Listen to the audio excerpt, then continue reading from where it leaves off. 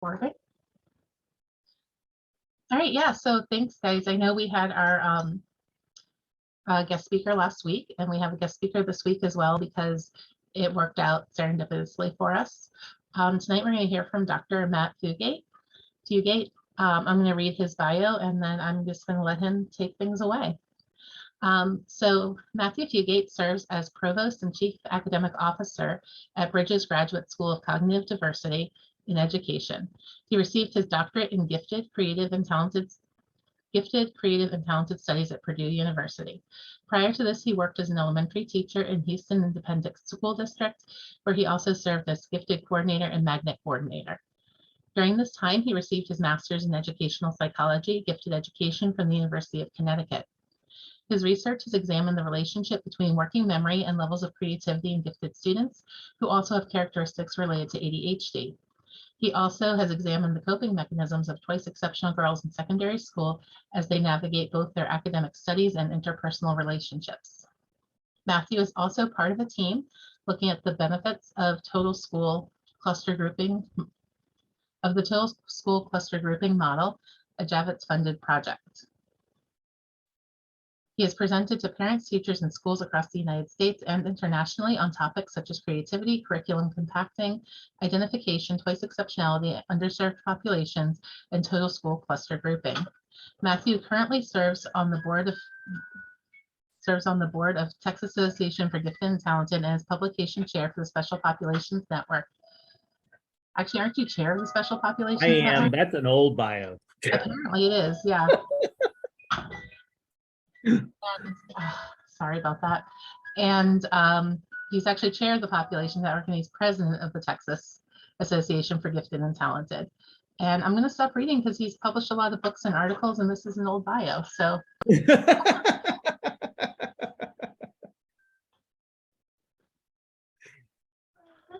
that's awesome. So thank you, everybody, and thanks for putting up with a guest speaker 2 weeks in a row. I am actually traveling next Tuesday night. So when Sarah was like, "Oh, we can do either of these Tuesdays," I was like, "How about the 7th?" So really excited to be here with you all tonight and speak with you a little bit about a topic that is very important to me and to the students that we work with. And so thank you, and let me share my screen and we will be off to the races, I am guessing. Let's see. All right, there we are. Hold on. Which slides are you seeing? The notes page or the notes page? Okay, I gotta stop sharing. I shared the wrong screen. I realized that when I started sharing. I apologize. The joys of Zoom technology. Okay, there we go. Now you should be seeing the slides and you don't have to look at my notes. Perfect. All right, so I want to start out just by affirming that this really is a safe space where for us to reflect on our own personal and professional growth. And it really doesn't matter if you are just starting this journey towards understanding culturally responsive teaching and intersectionality of our students, or if you're developing and looking to add to your understanding, or if you're just a lifelong learner who's out there really advocating for greater understanding among your peers as you continue your own personal and professional growth. What really matters is that you are on this journey. And so before we jump in, I want to share this with you, and some of you may be familiar with it because I ain't got a pencil. I woke myself up because we ain't clock, dug in the dirty clothes basket because ain't nobody washed my uniform. brushed my hair and teeth in the dark because the lights ain't on, even got my baby sister ready because my mama wasn't home, got us both to school on time to eat us a good breakfast. Then when I got to class, the teacher fussed because I ain't got a pencil. Now, when I read this a lot in various workshops and presentations, and I'll often ask participants to tell me what they noticed about this child. What qualities do they see? And the responses will vary anywhere from this is a student who's living in poverty and possible neglect to others who note the student's resiliency and responsibility. And so we have to think what causes these disparities in their responses. And part of the reason is in this disparity. Sorry, I put that slide in the wrong space. I'm not ready for that slide yet. Before we get to implicit bias, I want to talk about the reality of our gifted students. And when we look at the distribution of students who are being served in gifted and talented programs, we see that 7% of the total student population is reported as identified and served. And using this as our frame of reference, we start to see that our white and our Asian students are well represented, while our Black, Hispanic, Pacific Islander, and Native American students are underrepresented. Now let's compare those same student groups identified for special education services. And what do we start to notice? Gifted, special education. Gifted, special education. It really quickly becomes clear that there's an inverse proportion of students who are identified for gifted service from those for special education services. And I also want to talk just a minute about this column. These are our Native American, Alaskan Native Indigenous peoples. This is a student population that makes up less than 1% of our student population, yet 18% of that population are identified and served for special education, and only 5% are identified for gifted services. So we have a real problem. And now for the implicit bias piece, part of the reason for this disparity between those students who are identified for gifted services and those identified for special education services resides in our own implicit bias. And implicit bias is defined as a positive or negative mental attitude towards a person, thing, or group that a person holds at an unconscious level. So what we're saying is this is our unconscious attitudes and beliefs that influence our thoughts and actions. And I once was at a conference, and I was listening to a speaker talking about implicit bias, and he gave probably one of the best down-to-earth descriptions I've ever seen. He said, to have implicit bias, you need to meet two conditions. First, you must be breathing. And second, you must have had experiences with other people. It's really that simple. If we start to think about how our brains work and how implicit bias is formed, we're processing millions of bits of information every day. And so to lighten our mental load, our brains are subconsciously continually looking for patterns and making associations that helps us process all this information more efficiently. And the associations that are made then are influenced by our personal experiences, and in some instances, our lack of experiences. And so what comes into play are our connections with families and our friends, our social, cultural, and workplace environments, and the media that we consume.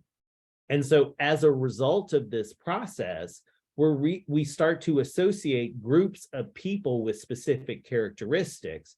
And it's from this association that our implicit biases are formed, even when we are unaware of them. So what this means is that often what we think and do may conflict with what we think we believe. And so researchers have suggested that implicit bias really starts to be noticeable in children as early as kindergarten. Additionally, they've identified trends of disparate rates of disciplinary referrals, suspensions, and expulsions by educators, and found that young boys of color and students from poverty seem to be most affected by these high rates of disciplinary referrals. And so Whitford and Emerson have suggested that these trends are really a result of our implicit bias.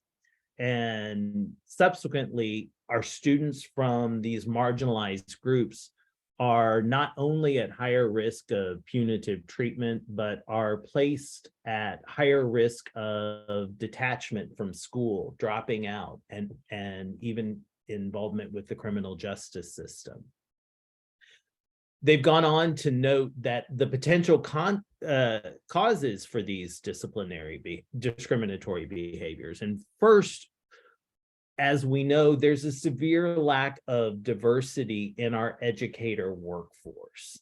And so the disconnect that exists between the lived experiences of our students and those of their teachers and administrators can often result in conflicting ideas about classroom norms.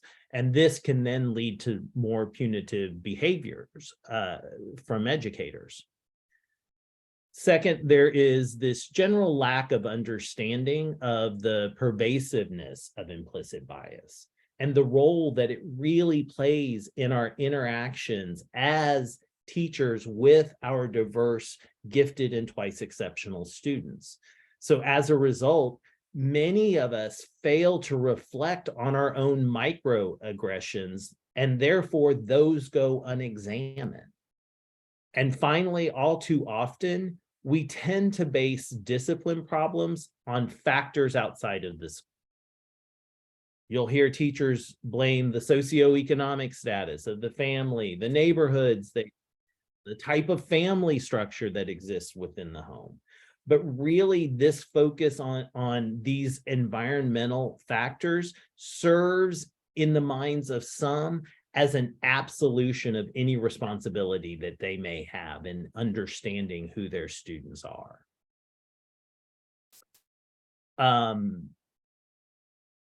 Otherness is part of this association that our brains make. Our implicit biases, and otherness is defined as a set of dynamics, processes, and structures that engender marginality and persistent inequality across any of the full range of human differences based upon group identities.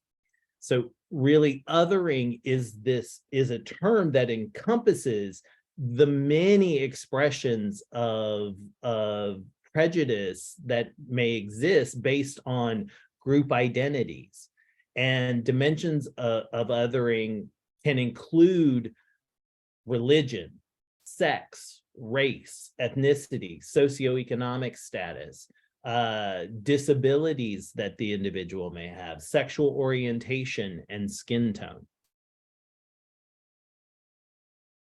So then we have to really start thinking about the intersectionality of the students that we're serving. And Kimberly Crenshaw first coined this term intersectionality in 1989.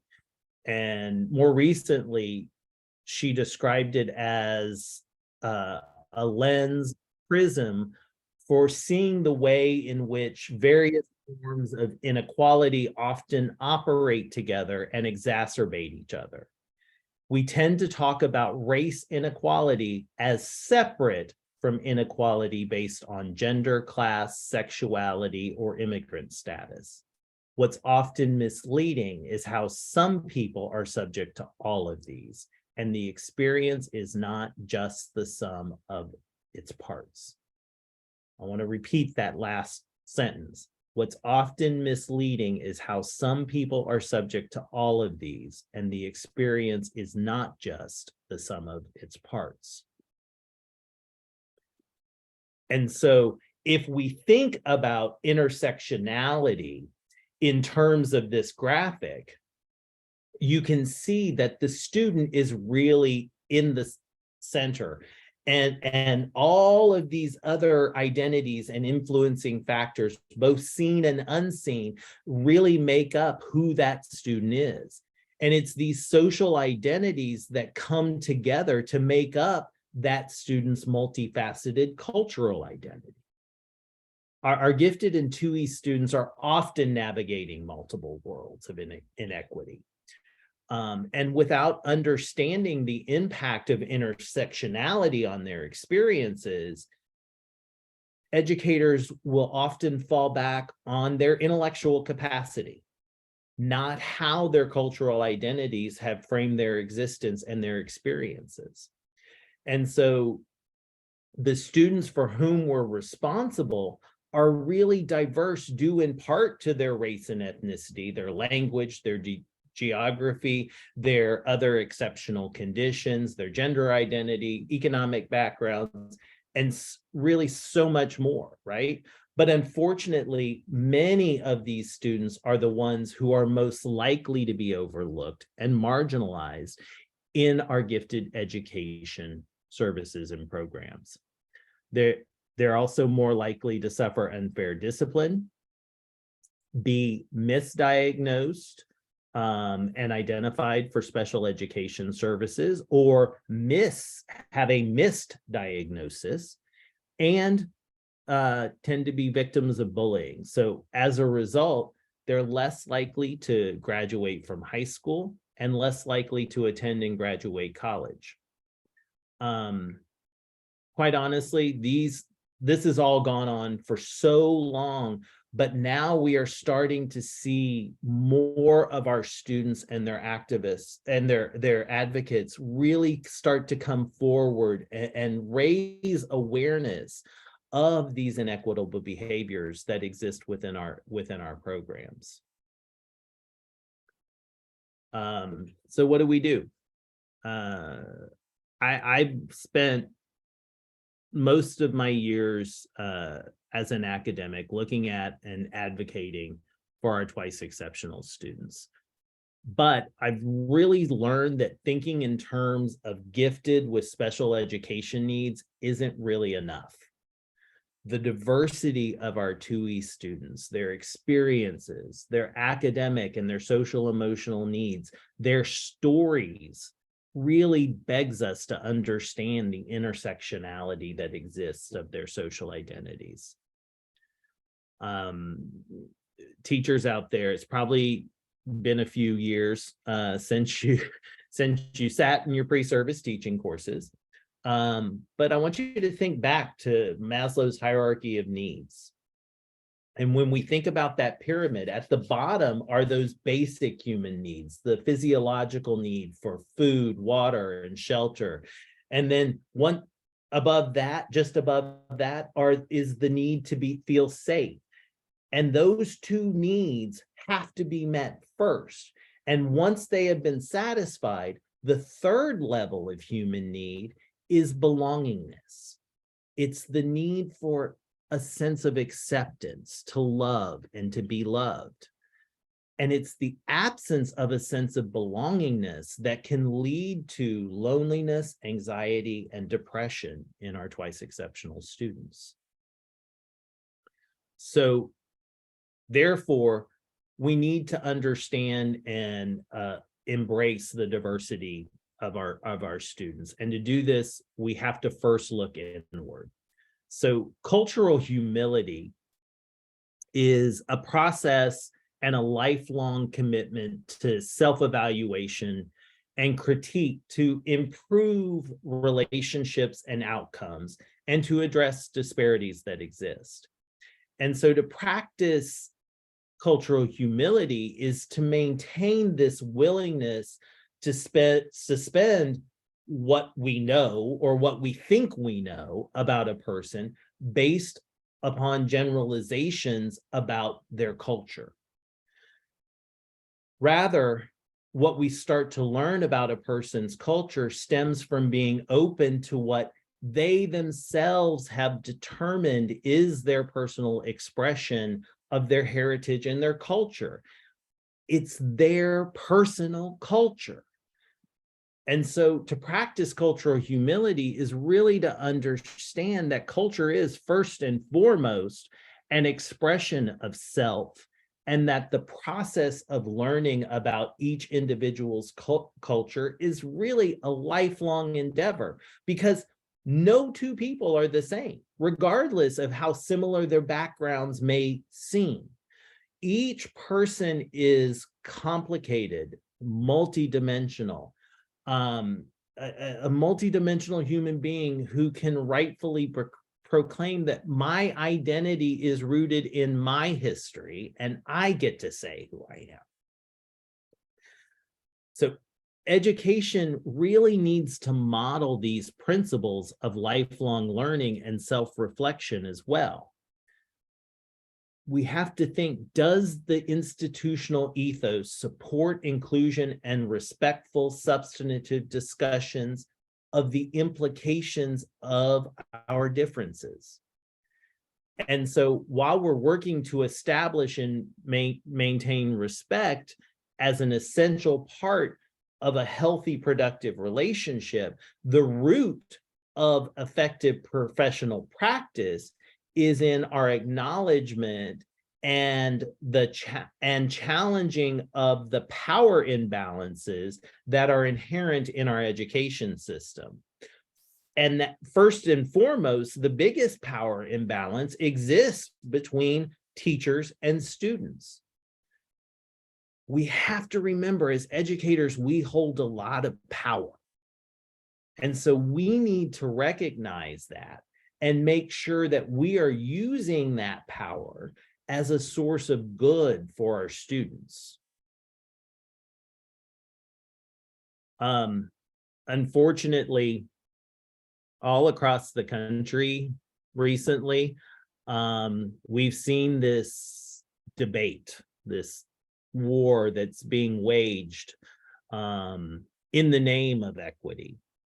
And within our own education system, the question that has started to bubble up is, should gifted programs and services continue, or do we need to abolish them and get rid of them for more heterogeneous formats that are fair to all students? When equity is used as an argument for doing away with gifted programs and services, then we are simply hurting the very students that these policies purport to protect. Our diverse, twice exceptional students deserve gifted education services. Therefore, I advocate that we closely examine the question that we're asking. We have to stop asking the question, are gifted and talented programs exclusionary? We already know the answer. We've looked at the data. Too many of our twice exceptional students are going unrecognized and being left out of gifted programs. What we need to be asking is, what are we doing to ensure that they aren't? Applying an equity lens will help us intentionally sharpen our focus and reflect on the ways in which our interactions, our pedagogy, and our instructional decision-making may be, even unconsciously, negatively impacting our students' experiences and academic outcomes, particularly for those who come from historically marginalized groups. So what do? The first step is to create a learning environment that is truly culturally responsive to the experiences of the students that we serve. In 2018, the New York State Department of Education released a report calling for a framework for culturally responsive sustaining education. And this framework was designed to support educators in developing and implementing policies and curricula to educate all students effectively and equitably by providing appropriate supports and services that promoted positive students' outcomes. And so in the report, they outlined 4 basic principles of culturally responsive teaching, which we're going to take a look at. The first was creating a welcoming and affirming educational environment, maintaining high expectations and a rigorous curriculum for all students, developing inclusive curriculum and assessments that are reflective of the diversity of our students, and providing ongoing professional learning for educators focused on diversity, equity, and inclusion.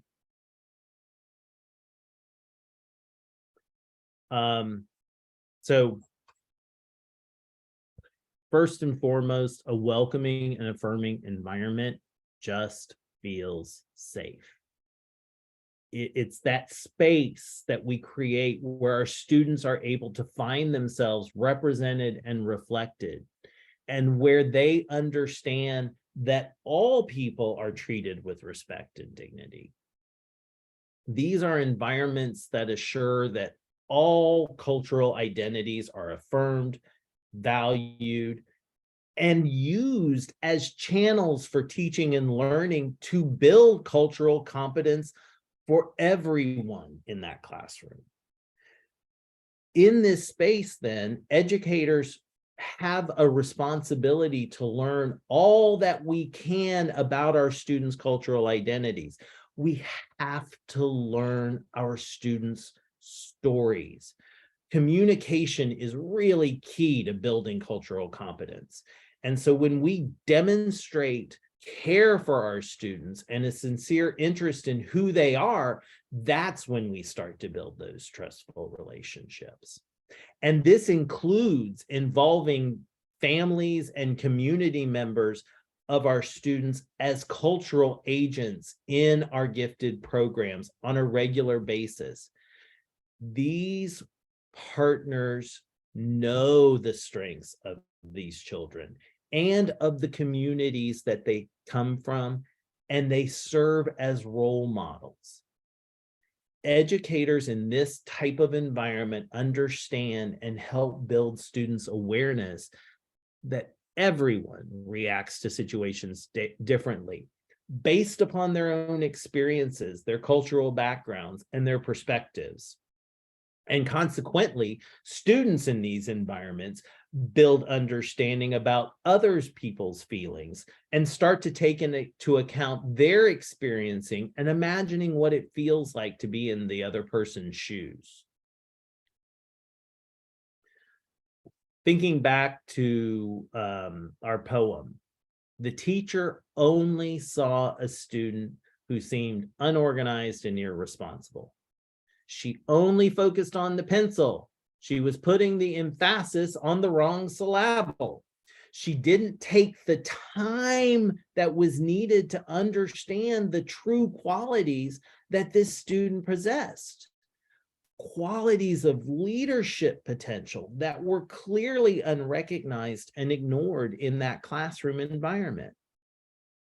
I cannot emphasize this enough.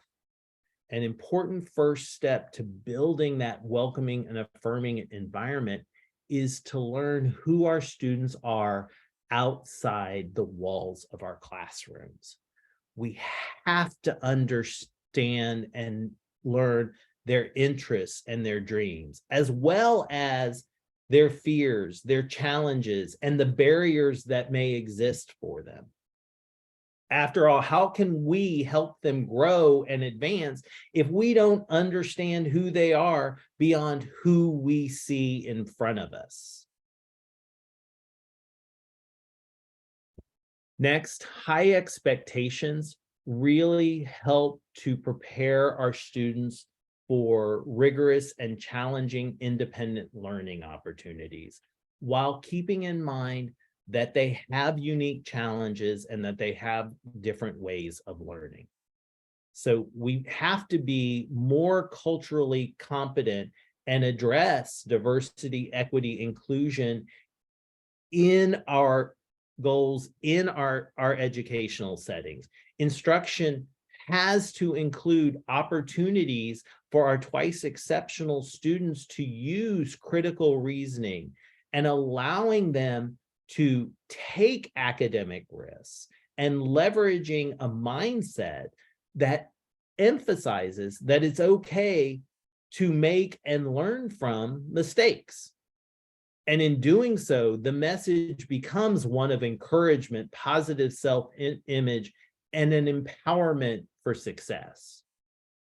Our gifted twice exceptional students across all cultural groups and identities, we've seen this, are some of the most outspoken, empathetic, and sensitive students in our schools. Time and time again in recent years, we've seen these students at the forefront of peaceful protesting that exists within our society. These are students who understand that we can no longer turn a blind eye to the systemic discrimination, racism, and sexism that have long attempted to quiet the voices of our marginalized populations. And so we need to have inclusive curriculum and assessments that elevate those historically marginalized voices. And this includes opportunities to learn about power and privilege in the context of various communities, thereby empowering our learners to be agents of positive social change. So what this means that cultural competence occurs when educators accept themselves and their students as cultural beings and can use that understanding to incorporate students' cultures in the design and implementation of our teaching and learning practices. As Joy Lawson Davis noted in this quote, Ladson-Billings really emphasized the importance of maintaining the presumption that knowledge is constructed and can be used toward the eradication of social injustices that our students are exposed to. And that our role as teachers and our relationship with our students can never be neutral, but must be situated sociopolitically, socioculturally, and sociohistorically.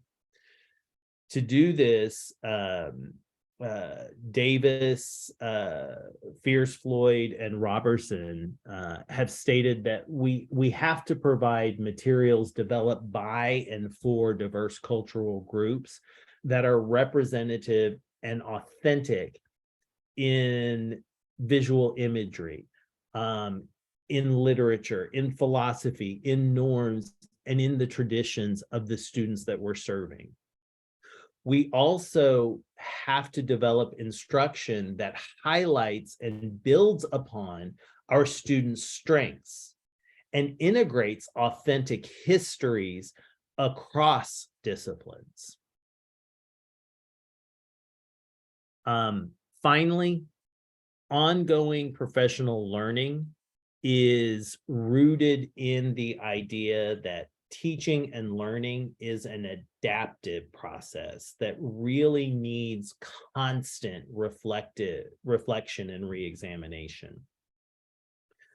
Professional learning, like what you're engaged in this course, allows educators to develop and sharpen a critically conscious lens towards their own instruction, their curriculum, the assessments they're using, towards history, towards culture, and towards our institutions. And as our awareness evolves, then we must be self-directed and take on opportunities for reflection that directly impacts the learning outcomes for our students. So one way to address culturally responsive teaching is through the framework for teaching controversial issues. And so I wanted to share this with you all a little bit tonight. This is, if you're not familiar with this framework, it's a research-based framework for reflective practice that embodies the grounded theory of contained risk-taking. It consists of 8 elements, and it really offers a holistic set of strategies to guide us in our teaching of controversial issues.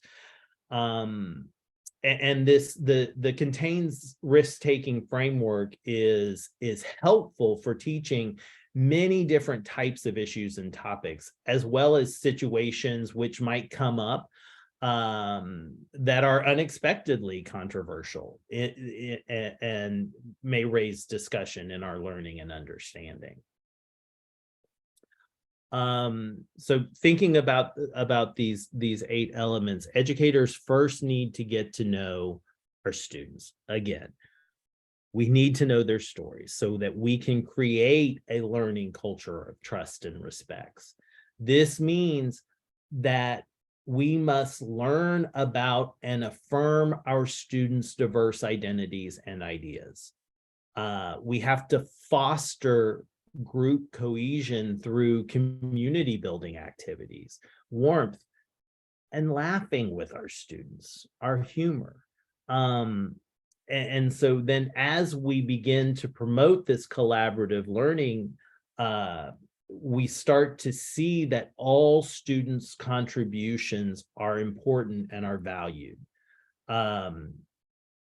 So we work with our classes to collectively establish and practice norms such as active listening, respectful dissent, sensitivity towards other, and an open-mindedness towards others' thoughts and ideas.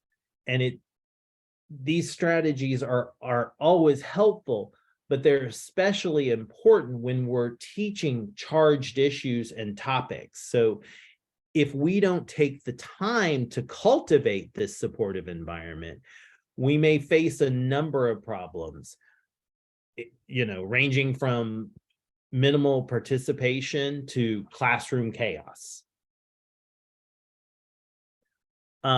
Next, when we start to select controversial issues related to the curriculum we're teaching and making judgments about which we need to make judgments about which of these issues are open and which are settled. And so what we mean by that is open issues are those that generate critical examinations of multiple perspectives, provided that they represent reasonable views and are underpinned by legitimate sources of knowledge and theoretical frameworks.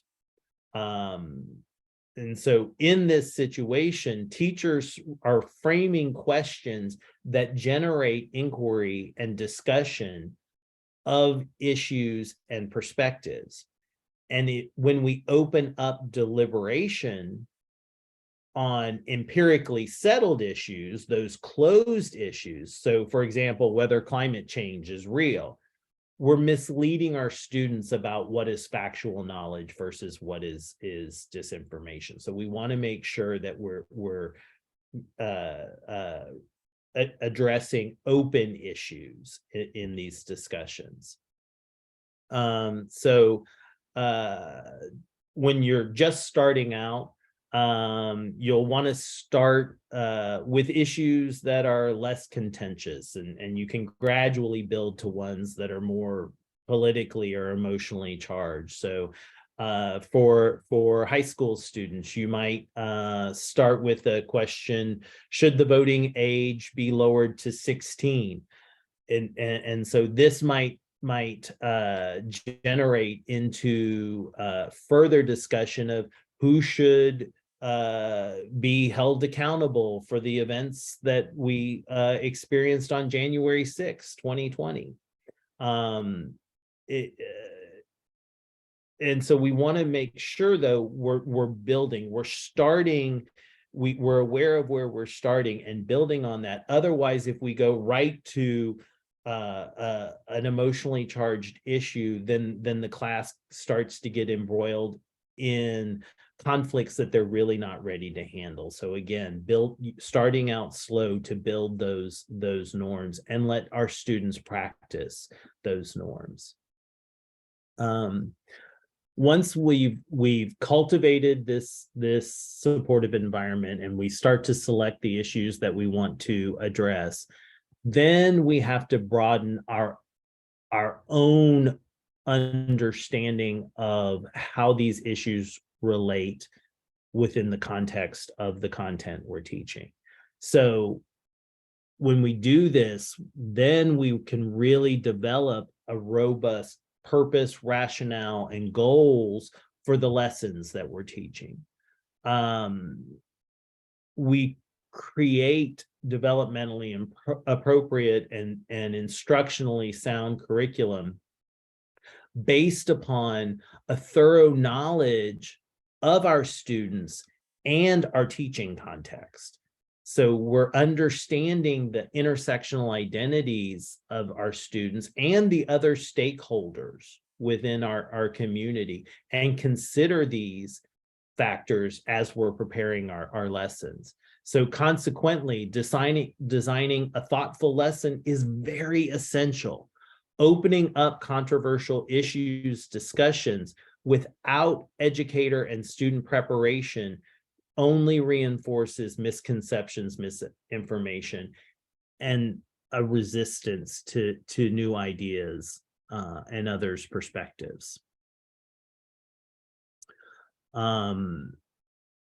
Continuing with preparation, we know that this preparation always involves selecting rich resources and thinking about those effective approaches to really stimulate critical thinking and provide entry points for our discussions.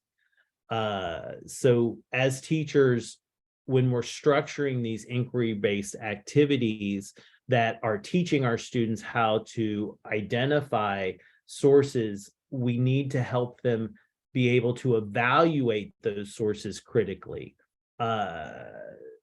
So choosing dialogic pedagogies such as small group discussion activities then allows for a lot of voices to be heard.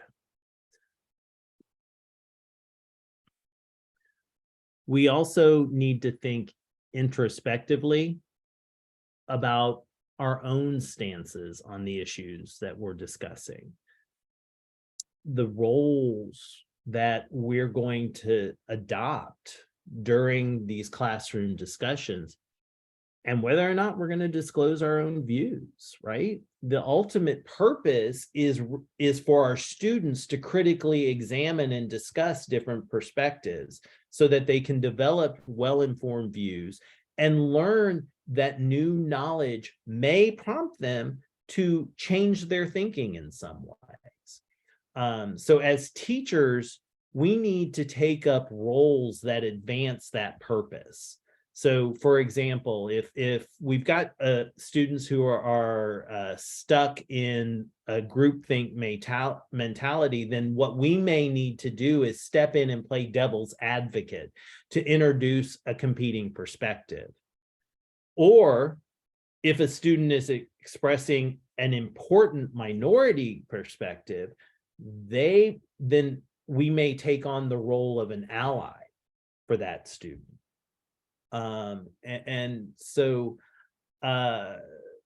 we also, as I mentioned earlier, need to think about this question of disclosing our own views. And there's been a lot of research and work written on this question. to contain risk in a highly contentious environment, disclosure is not always advisable unless there is a clear and compelling reason to do so, and all of the potential consequences are really considered. However, we are obligated to stand up for justice and denounce any abuses that we see of human and civil rights. In guiding the discussion, we are using questions and incorporating a lot of different discussion formats and protocols. We need to facilitate the exchanges among our students rather than just defaulting to this teacher-student recitation style of interaction. So asking authentic questions and considering students' ideas are really key in this process. And using the norms that had been established by the class, we help our students work toward equity among all of the participants in these discussions so that any traditional power hierarchies are really disrupted and all of our students feel that they are being heard.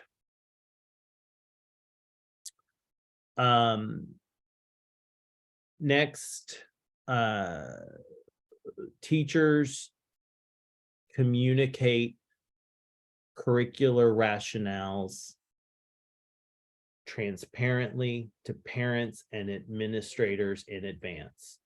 We have to make clear that the goal of exploring these controversial issues is not for students to take a particular stance, but to understand that multiple perspectives exist and these perspectives form our views. So in this conversation, we're letting our students know the particular controversial issues they will be studying.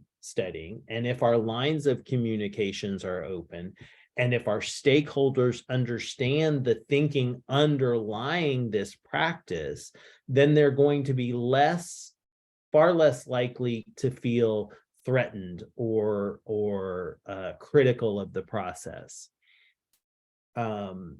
Look, we all know our current political environment and views of teaching. It's hard to be a teacher right now.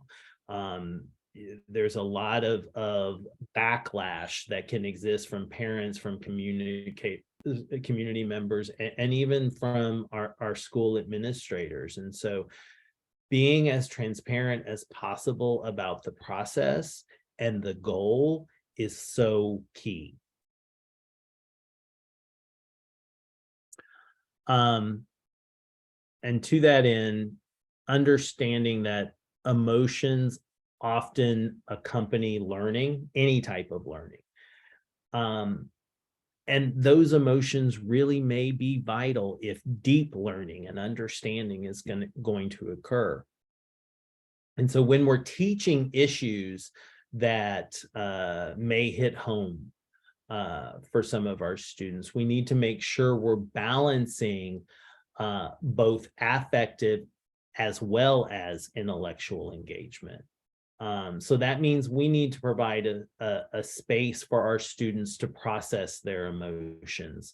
If a discussion gets heated, then we need to make sure we've got those de-escalation techniques at the ready that's going to help our students reflect on their feelings and give them time to gather their thoughts. Our role is to guide our students in thinking metacognitively about what underlies the emotional entrenchments and perspectives and social divisions around certain topics. We have to anticipate and acknowledge feelings of discomfort that may be part of the learning process, while being careful not to demonize or alienate any students. At the same time, we can use emotion to activate self-awareness and potentially create transformative learning experiences. But if these emotions go unaddressed, then they can fuel some unresolved conflicts and a resistance to learning. And so as we kind of come to a conclusion, and as you move forward on your journey, I would challenge you to reflect on your own practices and think about all the ways that you can make your classroom spaces where a student understands that the intersectionality that exists of their cultures, traditions, and values, and know that they are recognized and respected. So as you do this, I want you to think about these questions. In what ways do you acknowledge and address your own implicit bias or the biases that may exist within your learning environment, and how you help your students think about and reflect on their own individual biases? Thinking about how are you advocating to increase, taking a hard critical look at the students identified for gifted programming and services, and how are you going out there and advocating to ensure that there is more diverse representation, so that all of your students feel like they have a voice in their own learning. Ask yourself, am I communicating those high expectations for all of my students? And am I making my instruction relevant to their individual experiences?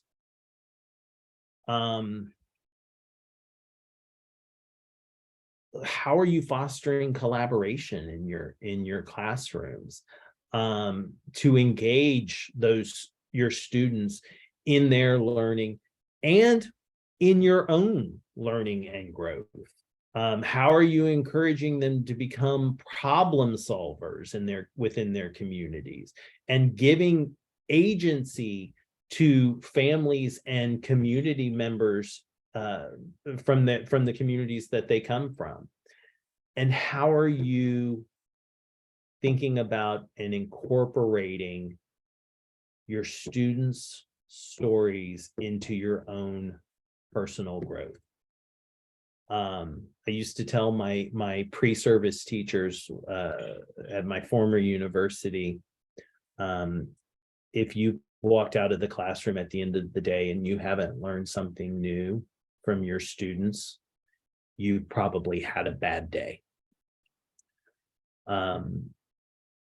So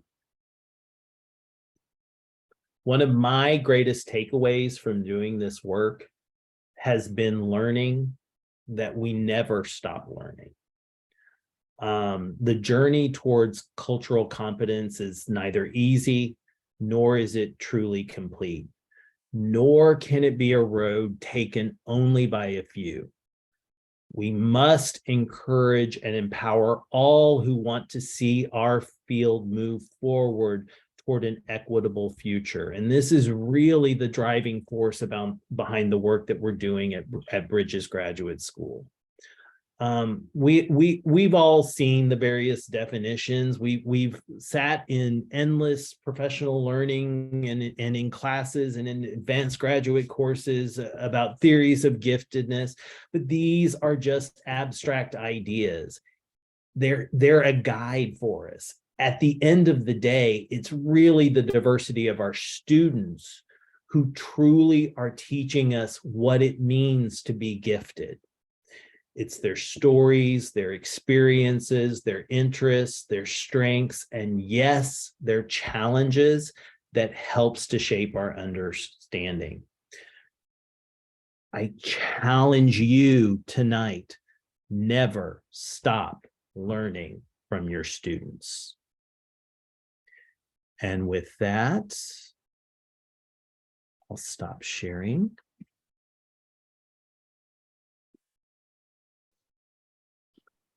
Do we have questions, thoughts? Okay, thank you so much, Matt. So if you're cool with it, what we usually do is if people want to ask questions while we have the recording on, we have that, and then I turn off the recording and let people who Yep. are less comfortable. Yep. Love it. I have just all sorts of notes on here, things I might ask you also later. No problem. And if you'd rather put your questions in the chat, that's fine as well.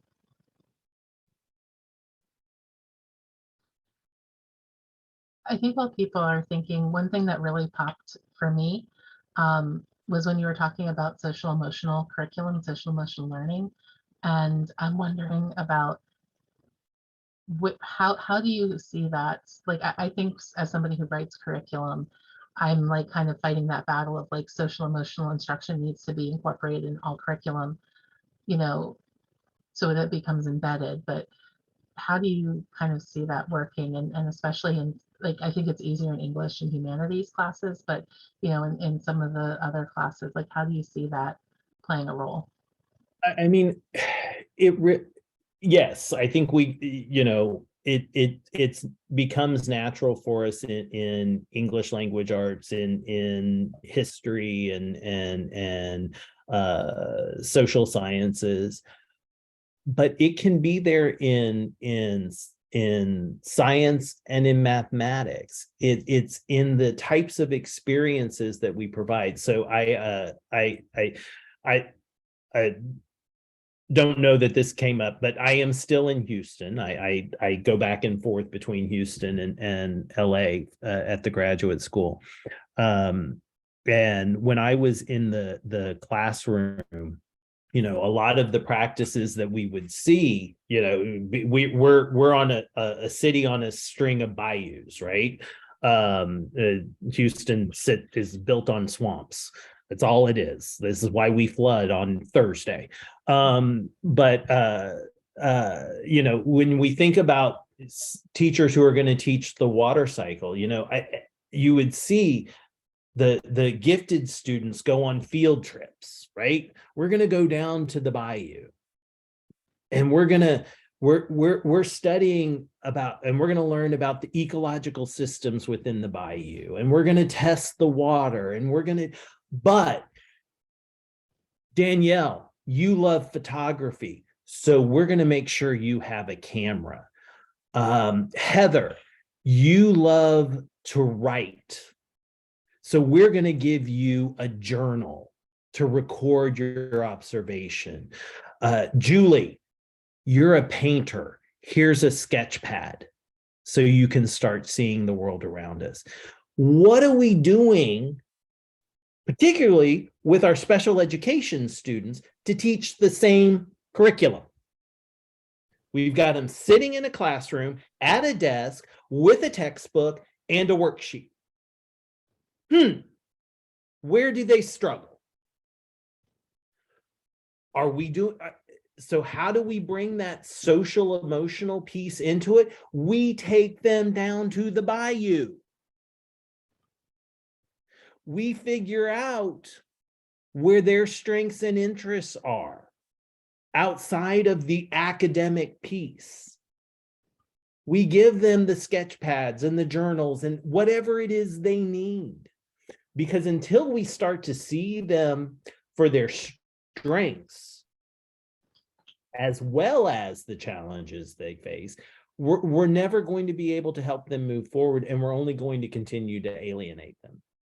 And so that that affective piece, that social emotional piece is critical, and we can begin with our gifted and twice exceptional students to recognize that they are in fact gifted first.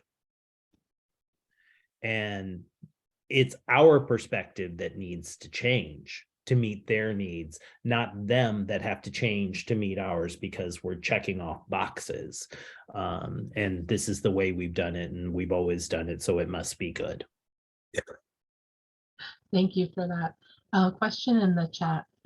What are some things we can do to foster curiosity and connection with our 3E and possibly maybe not formally identified students who are in general education classrooms? Okay, I'm going to pull this out. Foster curiosity and connection. I think we have to make sure that, especially those of us of a certain age, we don't teach the way we were taught. Our classrooms, that it goes back to establishing that classroom environment. And this, it doesn't matter, gifted classroom, with, you know, whether it's a classroom with where you have our 2E, 3E students, or a general education classroom where we know students are going unrecognized. To create those spaces, we have to make sure our classroom reflects that. So I taught second grade reading language arts. Well, let me backtrack on this story. My first year of teaching, I taught first grade. And I had what I lovingly call the duck and cover class. When the other teachers and students would see us coming down the hall, they'd all duck and cover to get out of the way because it was a wild, rambunctious bunch. They were so awesome. They were so awesome. So much so that that's how I got to be a second grade teacher, because I didn't want to leave them at the end of the year, right? And so my classroom was controlled chaos, right? I was constantly, we were constantly creating learning experiences that didn't require sitting in our seats. The furniture in my classroom was really a convenient place for us to store things while we were under the table, while we were working, you know, on hands-on experiments in one side of the room, where you had some people over here. Constantly, there was constant movement, much to the dismay of my principal, who, before she became one of my principals, before she became principal, she was our middle school principal and only ever worked in middle school, so littles frightened her. And she used to like come into my room deer in headlights. She's like, at one point she came in and I found her sitting in a corner on a beanbag chair, surrounded by second graders with little finger symbols and the scratchy things, right? Because we were doing poetry workshop and they were reading poetry and keeping the rhythm of the poetry through this. You know, we have to, if we want our students to explore curiosity, we have to create the environment that tells them that it's okay to explore their curiosities. It used to make me nuts when I would walk into university classrooms. So my old university, we were in downtown Houston. And so invariably you'd walk into a classroom in our building and we'd have this wall of windows that you couldn't see out because the blinds were closed to reduce distraction. So the first thing I would do, go in and open up all the blinds, right? We've got to give our students time to think. And sometimes that thinking means they're wandering and daydreaming out the window because something has caught their attention. We have to create spaces where we're telling our students it's okay to have those moments. Not get back in line, pay attention, right? That doesn't create an environment to explore and grow and learn. Thank you. You every time I hear you talk about the furniture in your second grade classroom, it reminds me of the time I was teaching my, I think it was seventh grade English. Yes, it was seventh grade English. We were studying Midsummer Night's Dream, and my resource teacher was giving a tour of our program, and she walks in my classroom with a whole swath of parents where the desks are upside down. I am in a full Shakespearean corset and everything, hoop skirt.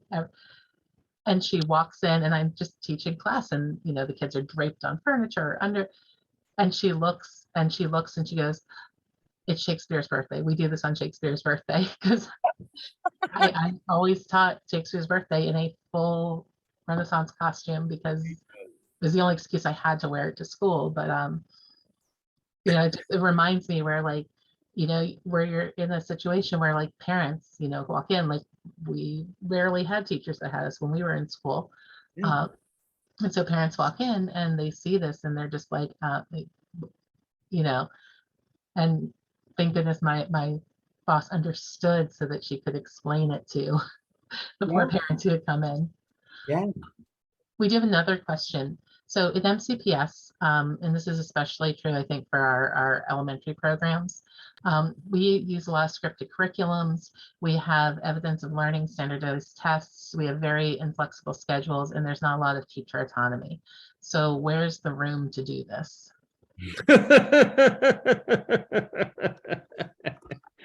Oh, I know. I know. And I think you actually just gave a great example when you said, like, the kids and clapping out with the poetry. Like, if there are poetry units, if we're incorporating some of those things. And so I was lucky when I was teaching. I was in a school where our principal didn't believe that. The only district curriculum book that I used was the vocabulary textbook, and about all I did out of that. One, the district said you have to show that you've used the consumables. So, okay, great. Here, somebody do this. Rip out the pages of the student workbook. Show that you've done it. Great, check. We've done it. But then I didn't do anything else that was in that lesson. Rather, to teach the vocabulary words, we were getting up out of our seat and we were using the curriculum, but we were attaching movement to the curriculum or to the vocabulary words for that week, and various different tools to create that. I remember several years ago, Marcia Gentry and I were asked to pilot total school cluster grouping in a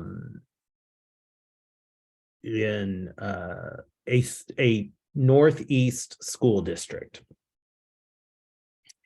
that was in danger of the state education agency stepping in because they had failed to meet AYP for 5 years or whatever the time frame was at the time. And so we were piloting with a variety of different schools. And one of the schools was very scripted, to the point where in this district, and this didn't happen just at this school, it happened at almost all of the schools. It was so scripted because the district was so afraid of the state coming in and taking over, that they had what the teachers referred to as the walkers, much like The Walking Dead. I think they would have preferred the zombies, but these were district folks who would come in and they would have their clipboard and they would say, "Oh, it is, what time is it? 7:15 on Tuesday evening. Miss Jackson is working with her students and she should be saying exactly this. And if you weren't, you got dinged." That was at most schools. Where it differed was in one school in the district never walked into that school. That's because that school was one of the highest in the district. Nothing changed about the demographics of the students. As a matter of fact, where the question and fear of diverging from the scripted curriculum came from a high SES school. It was near a university. Most of the students were children of professors, all of that. This was a magnet school, Title I school. They started every day out with an assembly. Monica, the principal, would come, they would have the student band or the student theater department or some type of student performance to get the crowd warmed up. And then Monica would come running down from the back of the auditorium, down the aisle, high-fiving students along the way. I mean, doing the full Oprah, right? And that's how they did their morning announcements. It wasn't in a classroom there. And then on Thursdays, everything stopped in the school. They didn't follow the curriculum at all on Thursdays. On Thursdays, it was an enrichment cluster day. And students would just go to the various clusters that the enrichment classes that they were focused on during that period of time, and it would change, throughout the year. The point being that when you're in that situation, we have to close our doors, and I don't promote being an island often, but being an island to find those creative ways to follow the scripted curriculum, but interject ways that will get students up and moving and learning, especially for our 2E students, where that dopamine, that ability to laugh and move is so vital to their ability to maintain attention, our ADHD students. And so it's really, really important. And then becoming advocates for understanding and building that if we teach our students and provide them with meaningful learning experiences, the test will take care of itself. Joe Renzulli talks about just-in-time teaching, right? It's that idea, especially let's think about our 2E students. These are global thinkers. These are big idea thinkers. Where they have problems is with the specific skills that they're using, right? That's where they struggle because they don't think in that way. That's not the way their brains work. And so what we have to do is give them real world situations in which they can, when they need it, then they can apply those skills because it's important to them. And I know I'm going on, so Sarah, stop me if I need to stop talking. But I have often shared this, and I share it with no shame. I made all A's throughout my entire graduate career, master's and PhD, except for 2 semesters of statistics.